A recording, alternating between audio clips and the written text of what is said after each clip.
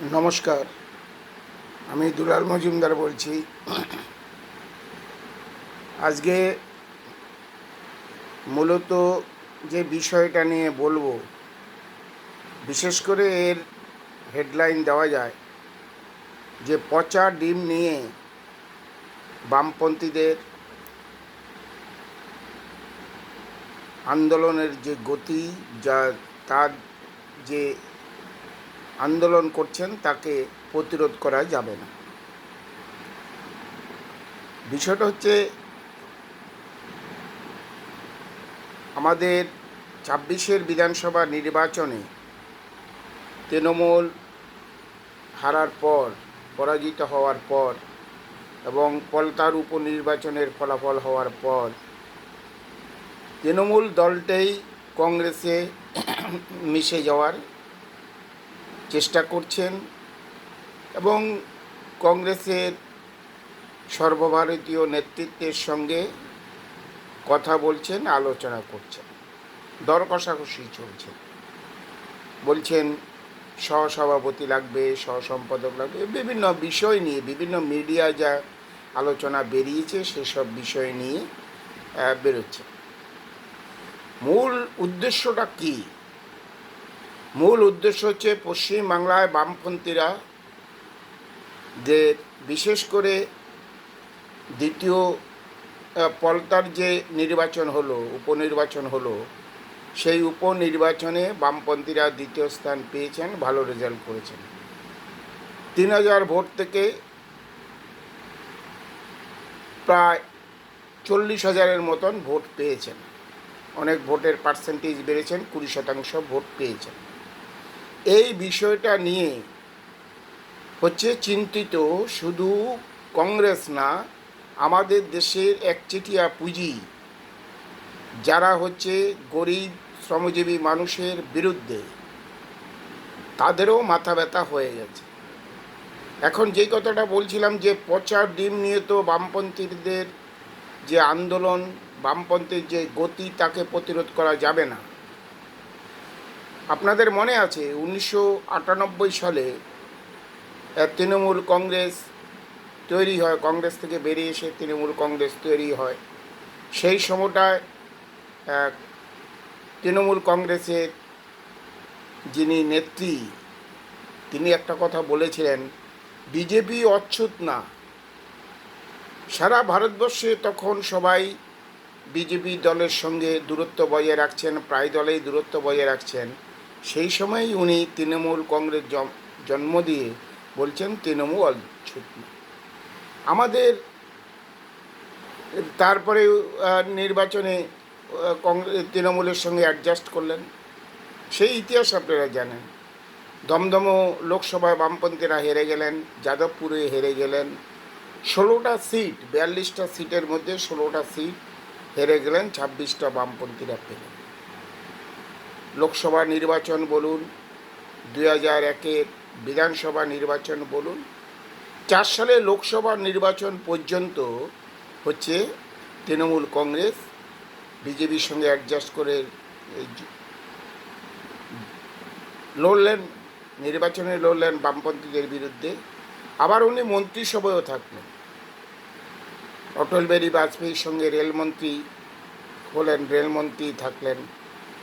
অটলজি কালীঘাটে মুখ্যমন্ত্রী, প্রাক্তন মুখ্যমন্ত্রীর বাড়িতে এসেছিলেন, মালপোয়া খেয়ে গেছেন। এসব ইতিহাস মানুষ জানে করে।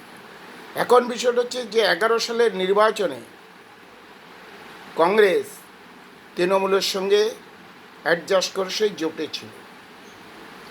তার পরবর্তীকালে 11 সালের নির্বাচনের পর যা পর্যালোচনায় দেখা গেছে, কংগ্রেস যদি জোট না হতো তাহলে সেই সময় 11 সালে তৃণমূল কংগ্রেস সরকারে আসতো না, তৃণমূল কংগ্রেস জোট সরকারে আসতো না। বামপন্থীরা হয়তো সিট কম পেতেন, কিন্তু পরাজিত হতেন। তো এটা তো আমাদের রাজ্যে 2011 সালে যে তৃণমূলকে সরকারে আনবার ক্ষেত্রে অন্যতম গুরুত্বপূর্ণ ভূমিকা পালন করেছেন কংগ্রেস। তারপর তো নকশালদের একটা ভূমিকা ছিল, কিষণজির ভূমিকা ছিল, আমি সেই বিষয়ে যাচ্ছে না। কিন্তু কংগ্রেস এবং কংগ্রেস ওই মন্ত্রিসভায় শপথ নিয়েছিলেন, মন্ত্রিসভার মধ্যে ছিলেন, তারপরে ওদের সঙ্গে বিরোধ হয়, ওরা বেরিয়ে চলে আসে। এখন আবার চেষ্টা করছেন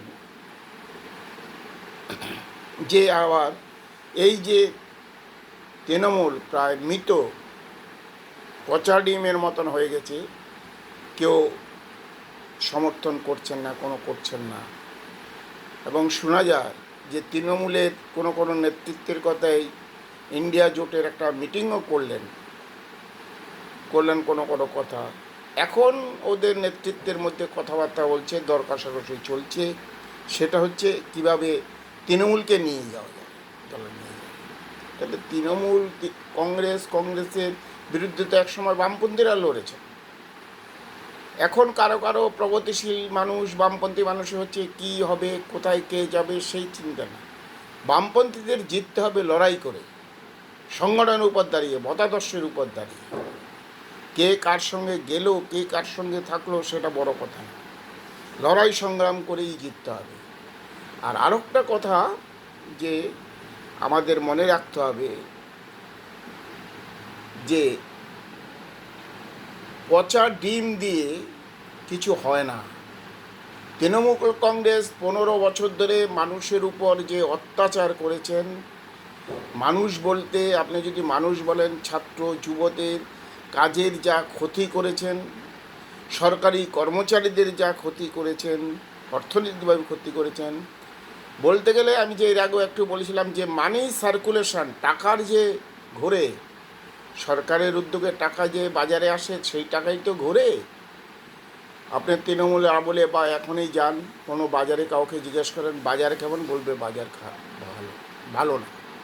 আমাদের বারাসাতের এই যে বড় বড় দোকানগুলিতে যান একই কথা বলবে, কারণ মানুষ আছে অনেক, কিন্তু মানুষের হাতে পয়সা নেই। সেই জন্য আমাদের পশ্চিমবাংলার ব্যবসা বাণিজ্য থেকে সমস্ত কিছু ক্ষতি করেছে।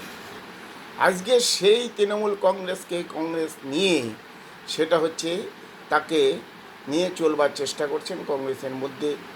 এই নিয়ে আমাদের রাজ্য কংগ্রেসের মধ্যেও বিরোধ আছে। আবার হচ্ছে দিল্লির যে কংগ্রেস, তারা চেষ্টা করছেন কী জন্য, ওদের লক্ষ্য হচ্ছে যে বামপন্থীদের ঠেকাতে হবে। মুখে বিজেপি বিরোধী বলছেন, কিন্তু বামপন্থীদের ঠেকাতে হবে। কারণ বামপন্থীরা তো উদার অর্থনীতির বিরুদ্ধে, নিষ্ঠুর অর্থনীতির বিরুদ্ধে, শ্রমিক কর্মচারীদের। সেই জন্য হচ্ছে বামপন্থীদের ঠেকাতে হবে, তার জন্য এটা করছে। সেই জন্য আমি আমার বক্তব্যে বা ইউটিউবের মধ্যে, বা আমার এইটা ভিডিও হওয়ার পরে ইউটিউবেও যাবে, ফেসবুকও দিচ্ছি, সেটা হচ্ছে আমি বেশি বাড়াবো না, একটা কথাই বলবো যে প্রথমেও বলেছিলাম বা মাঝখানেও বলেছিলাম, পচা ডিম নিয়ে বামপন্থীদের যে অগ্রগতি, সেই অগ্রগতিকে ঠেকানো যাবে না। আপনারা দেখছেন না পশ্চিমবাংলার বিধানসভা নির্বাচনে একটা সিট বামপন্থীরা পেলেও যে একজন জিতেছেন, সেই একজনেই লড়াইটা শুরু করেছেন। 100 জন হতে পারে সদস্য, কিন্তু 99 জন ঘুমালেন, তো কী লাভ আছে? যদি একজন থেকে একজনেই লড়াই করে মানুষের জন্য, সেটাই হচ্ছে বড় কথা।